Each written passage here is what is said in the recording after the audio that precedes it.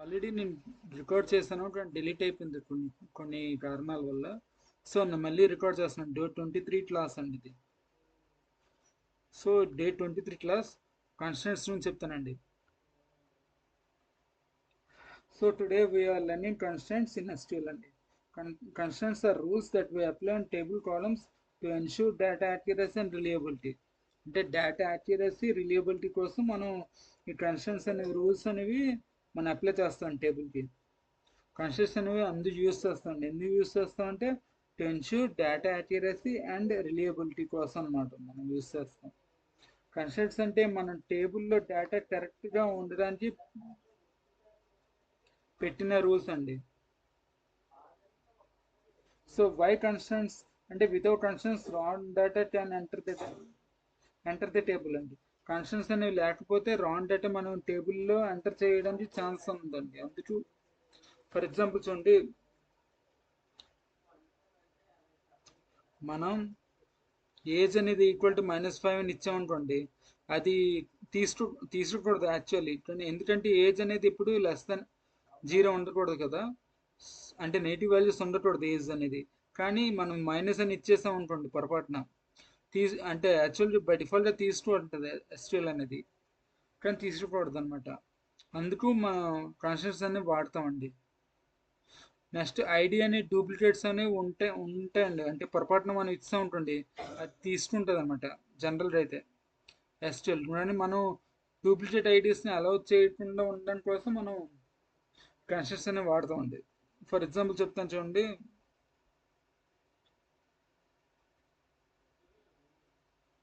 Unit అని ఇచ్చాను కదా, యూనిట్ అని అంటే ఏంటి, టేబుల్స్ అన్ని డిఫరెంట్ ఉండాలి. మన టేబుల్ స్టూడెంట్స్ అని క్రియేట్ చేసాం, అందులో ఈమెయిల్ అనే కాలం ఇచ్చాం అనుకోండి, ఈమెయిల్లో ప్రతి కాలంకి డిఫరెంట్ వేరియబుల్ ఉండాలన్నమాట ఈమెయిల్స్ అనేవి.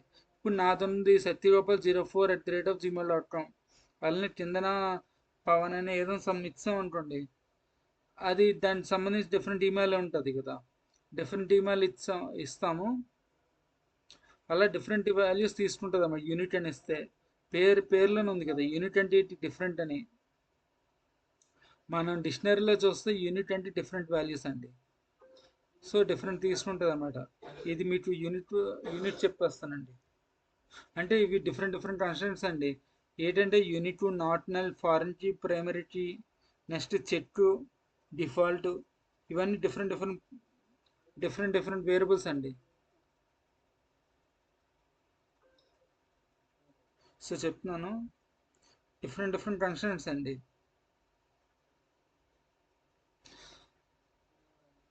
సో మనం ఫస్ట్ యూనిట్ గురించి మాట్లాడదాం అండి.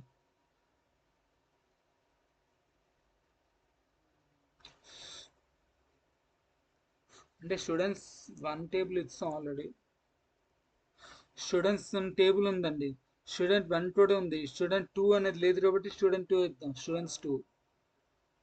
ఓకే, ఇప్పుడు ఇది క్రియేట్ అవుతుందండి. చూడండి, చూసారా, కమాండ్స్ కంప్లీట్ సక్సెస్ఫుల్ అని వచ్చింది. అంటే స్టూడెంట్స్ టేబుల్ అనేది 2 అనే టేబుల్ క్రియేట్ అయిందని. మీకు టేబుల్ ఏముందో తెలియాలంటే ఏం చెప్పాను syntax, select all from table students 2 అని ఇస్తే మనకి స్టూడెంట్స్ టేబుల్లో ఉన్న డేటా మొత్తం వచ్చేస్తుందండి. సో అలా చేస్తామండి.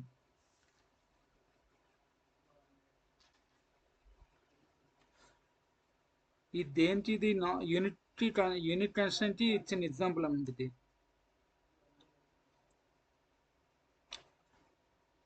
అంటే యూనిట్ అంటే ఏంటి, డిఫరెంట్ రావాలని కదా అర్థం.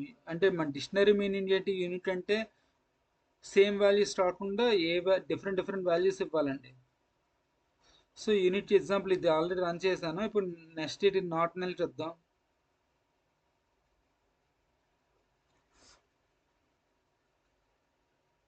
నాట్ నల్ అంటే అంటే వాల్యూస్ ఏదో ఒకటి ఇవ్వాలండి, ఇవ్వకపోతే అది తీసుకురాదండి మళ్ళీ. మనం ఇలా ఇచ్చాం కదా, అంటే ఐడి అనేది నాట్ నల్ అంటే ఐడి అనేది వాల్యూ ఖచ్చితంగా ఇవ్వాలండి. నాట్ నల్ అంటే ఖాళీగా ఉంచకూడదు ఐడి వాల్యూ అనేది. అంటే మనం కొన్నిసార్లు బై ఓవర్ఫ్లో కావచ్చు, లేకపోతే ఏదో ఓవర్లుక్ ఏదైనా కావచ్చండి. మనం ఐడి అనేది ఇవ్వకుండా నేమ్ అనేది ఇచ్చే ఉంటుంది, అప్పుడు ఎర్రర్ వస్తుంది అనమాట. అంటే ఏం వస్తుంది, ఐడి అనేది ఇవ్వలేదు అని వస్తుంది ఎర్రర్, అంతే. సో ఇది మనం ఎగ్జిక్యూట్ చేస్తే చూడండి. సో ఇక్కడ మనం కామా పెట్టలేదు అనమాట, అందుకు వస్తుంది.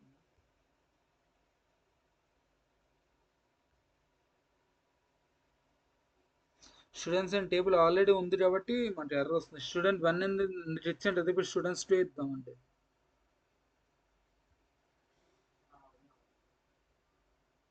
స్టూడెంట్స్ 2 అనేది కూడా ఆల్రెడీ ఉందని వస్తుంది. స్టూడెంట్ 9 ఇద్దాం. చూసారు ఇప్పుడు కమాండ్ కంప్లీట్ సక్సెస్ఫుల్ అని వచ్చింది.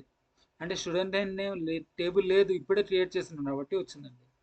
సో ఇలా వేస్తామండి. ఇది ఇది దేనికి ఎగ్జాంపుల్ అంటే నాట్ నల్కి ఎగ్జాంపుల్ అండి. నాట్ నల్ అనేది కూడా ఒక కన్స్టెంట్ అండి. టైప్స్ ఆఫ్ కన్స్టెంట్స్ చెప్తుందంట కదా ఇప్పుడు. నాట్ నల్ ఇది చెప్పానండి ఇప్పుడు. నెక్స్ట్ యూనిట్ కోడ్ చెప్తాను కదా. నెక్స్ట్ ఇంకేముంది, ప్రైమరీ కీ ఉంది. ప్రైమరీ కీ అంటే ఏంటి అంటే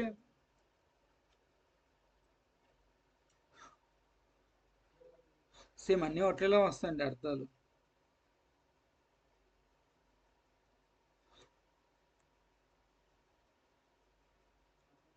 ప్రైమరీ కీ అని ఇచ్చామనుకోండి, దేనికి ఇచ్చాం, ఐడికి ఇచ్చాం కదా, అంటే డిఫరెంట్ డిఫరెంట్ వాల్యూస్ రావాలని ఐడి చెప్పాను కదా ఇందట ఆల్రెడీ.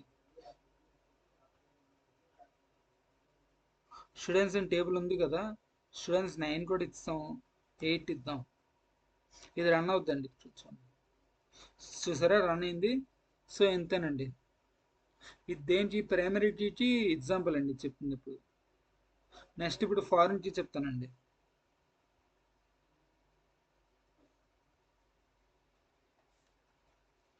ఫారెన్ కీ అంటే రిలేషన్ బిట్వీన్ టూ టేబుల్స్ అండి.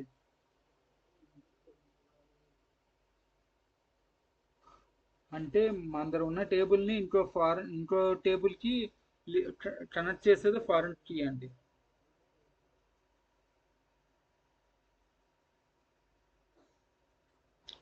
ఇప్పుడు ఇస్తున్నానండి.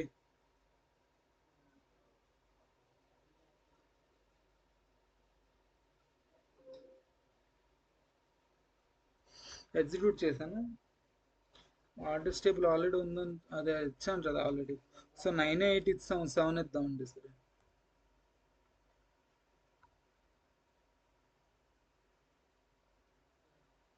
ఇక్కడ ఎర్ర ఉందా, ఓకే.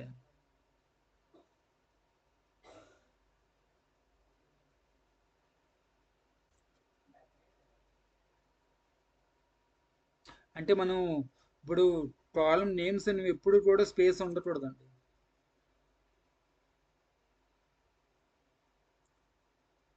అంటే ఐఫోన్ అని ఇచ్చండి, లేకపోతే స్పేస్ తీసేయండి. మొత్తానికి స్పేస్ అనేది ఉండకూడదండి.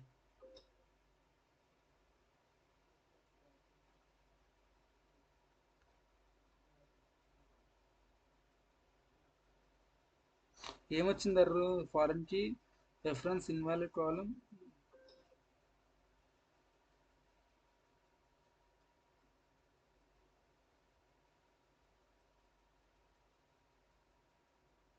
ఈ ఫారెన్ కి కొంచెం కన్ఫ్యూజన్ ఉంటుందండి. ఫారెన్ కి ఇచ్చేసాము.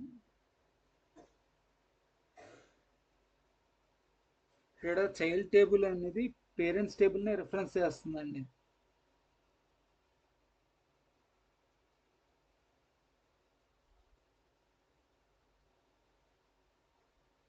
సారీ అండి, పాస్లోకి వెళ్ళిపోయింది బట్ ఆటోమేటిక్గా. ఇది చూడండి, స్టూడెంట్స్ ఐడి అనేది ఇందాక స్టూడెంట్ ఐడి అని ఇచ్చాను, కానీ స్టూడెంట్స్ ఐడి ఇవ్వాలి, ఎందుకంటే మనం స్టూడెంట్స్ ఐడి అని అన్నిటిలో తీసినాడు కదా. స్టూడెంట్స్ ఫ్లోరల్లోనే ఉంది, కానీ ఇక్కడ మన స్టూడెంట్ ఐడి అనేది ఇవ్వకూడదండి, సేమ్ స్పెల్లింగ్ ఉండాలండి. స్టూడెంట్స్ ఐడి అని ఇచ్చాం కాబట్టి ఇక్కడ స్టూడెంట్స్ ఐడి ఉంది, ఇక్కడ స్టూడెంట్స్ ఆఫ్ ఐడి ఉంది. సో ఇలా ఇస్తామండి ఫారెన్కి. సో కమాండ్ కంప్లీటెడ్ సక్సెస్ఫుల్ అని ఇచ్చిందండి. ఫారెన్కి అంతేనండి. సో చైల్డ్ టేబుల్ పేరెంట్ టేబుల్నే రిఫరెన్స్ చేస్తుందండి ఇక్కడ. నెక్స్ట్ ఇప్పుడు చెక్ చెక్ కన్స్ట్రైంట్ గురించి చెప్తానండి.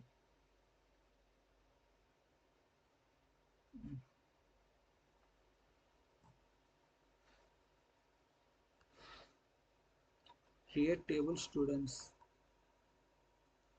అంటే ఇక్కడ ఏం చేస్తుందంటే ఏజ్ అనేది చెక్ చేస్తుంటుందండి, గ్రేటర్ దానా లేకపోతే ఈక్వల్ టు అనేది చెక్ చేసుకుంటుంది. చేస్తే అంటే ఒకవేళ క్వాలిఫై అయితేనే మనం ప్రింట్ చేస్తుంది.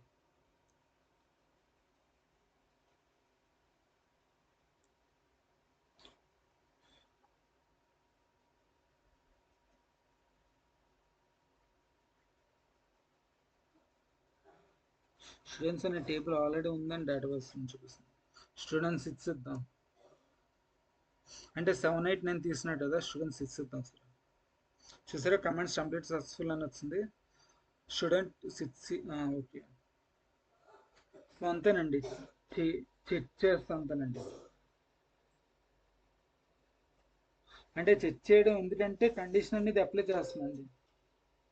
అంటే 18 కన్నా తక్కువ ఏజ్ వాళ్ళని అలౌ చేయదండి ఇది. 18 కన్నా తక్కువ ఏజ్ వాళ్ళని అలౌ చేయదండి.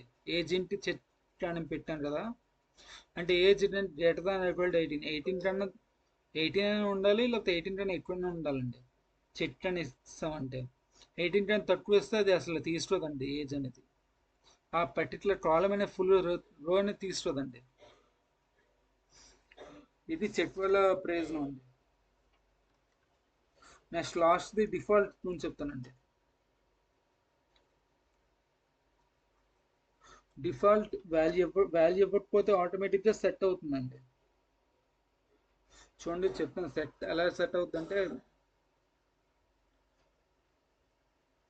డిఫాల్ట్ అనేది ఇచ్చాం కదా, ఇటు చూడండి create table student city varchar fifty default equal to వైజర్ అని ఇస్తాం.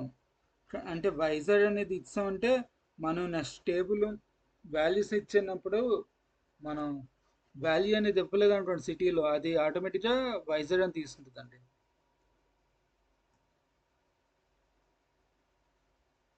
ఇచ్చింది కదా, ఓ ఈక్వల్ టు ఉండకూడదండి.